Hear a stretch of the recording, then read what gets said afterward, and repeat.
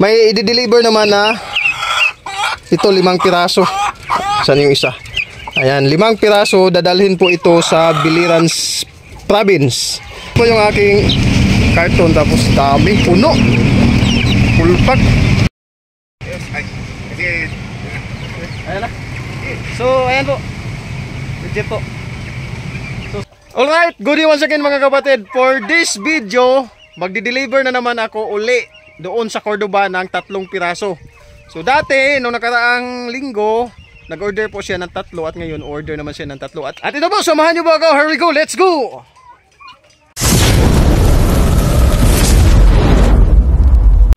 Bali mga kapatid, ito po yung, kita nyo naman, 13 piraso po ito.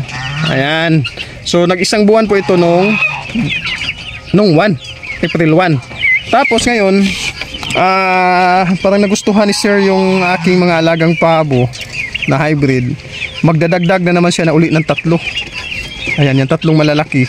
Yan po yung kanyang ididagdag. Tapos itong isang babae, sure ball naman ito na babae.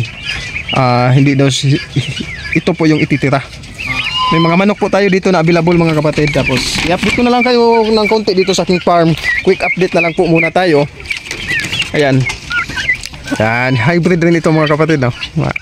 Ang ganda. So, ito, siguro may mga babae rin dito na kukunin ko pang dagdag sa aking materialis. So, kaunting update din. Ito, napakita ko naman ito sa reels. Ayan, nasa likod po yung kanilang pakainan. Ayun, lakas lang kumain dito. Tapos, ayan, itataas ko lang yan. Bukas na yan hanggang sa dulo. Tapos yan, antay-daga at iwas ipot sa ating mga alagang pabo. So, ayan yung 4 dito. Ito naman po yung kasunod. Ayan. Yan ay 11 pieces po yan.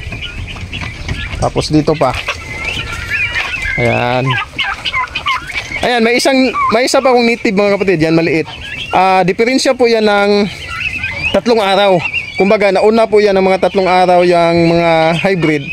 Tapos yan yung local ang laki ng agwat. Nahuli pa siya ng 3 araw. Tapos malalaki pa po yung kasama niya ng mga hybrid. Iba talaga yung hybrid. And then dito sa labas ngayon, mga lalaking hybrid na lang itong aking itinira. Mga lalaki po talaga yan. Ayan o. Tapos yung ikikip ko na mga babaeng hybrid turkeys, andito na po. Quick update lang ito mga kapatid kasi pupunta na tayo mamaya doon sa Cordoba. So, ayan, ito pala.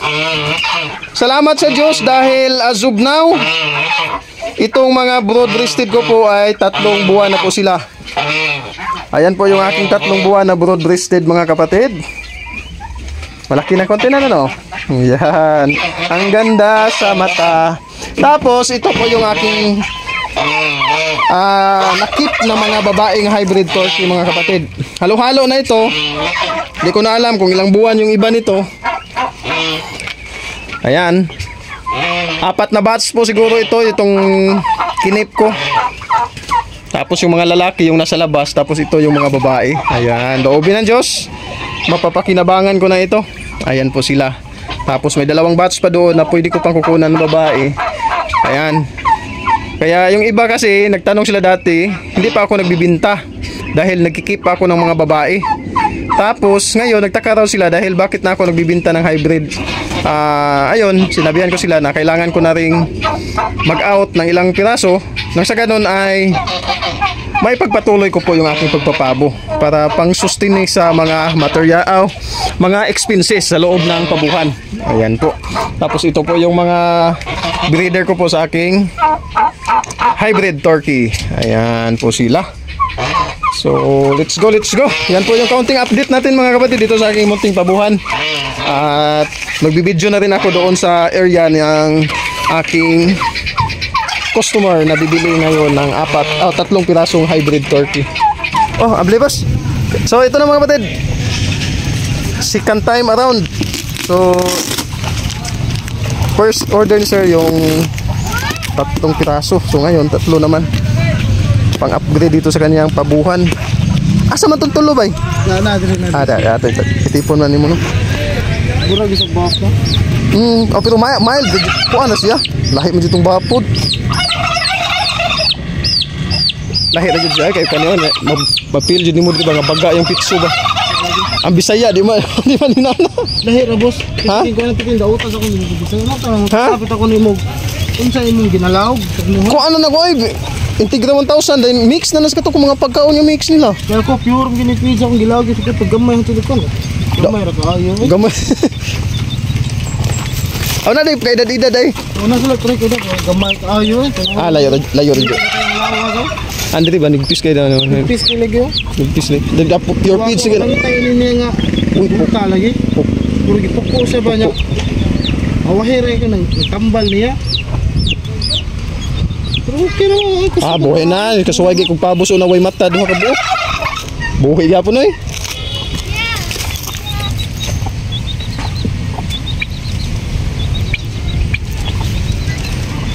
Init lang sila dito. Init lang ko ni balhin ra boss. Balhin ko ni dito. Ah, nang latag magudang ni Mutri day. Lara. Mo takong lighawan di mo hadri di ay. Una magtuloy yung pabo boss kay una gina ko mga binuhi gid manok gid. Ayan, kahapon po yung doon tayo nag-deliver sa Cordoba. So ngayon, balik naman tayo dito sa ating pabuhan mga kapatid. May i-deliver naman na ito 5 piraso. Saan yung isa? Ayan, 5 piraso dadalhin po ito sa Biliran Province. Ayan, Biliran Province po yung dadalhan ito. 5 piraso po ito mga kapatid. Ito, ilalagay ko na ito ngayon sa karton. Tapos, ayan. Baka makapag-video ako doon sa ating shipper. Tingnan natin kung makapag-video ba tayo doon. Ayan, 5 piraso po itong hybrid turkey. Ayan po mga kapatid. Loobin ng Diyos, bukas ito mag-isang buwan. Ayan. So, let's go, let's go. Ayun na po yung karton.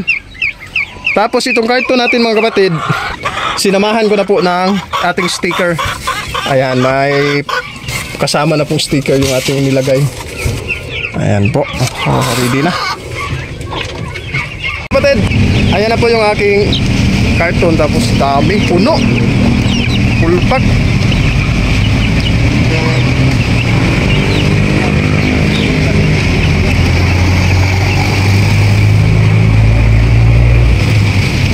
Daming karga nila mga kapatid. So ayan, legit po yung ating shipper mga kapatid. Ayan.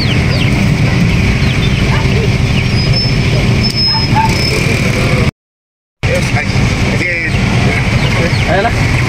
So ayan po, legit po. So sir, paparating na po yung item natin dyan sa inyo. Thank you. Ayan na po mga kapatid, kararating ko lang dito sa bahay. Salamat sa Diyos. Ayan, 3 kahapon tapos 5 ngayon.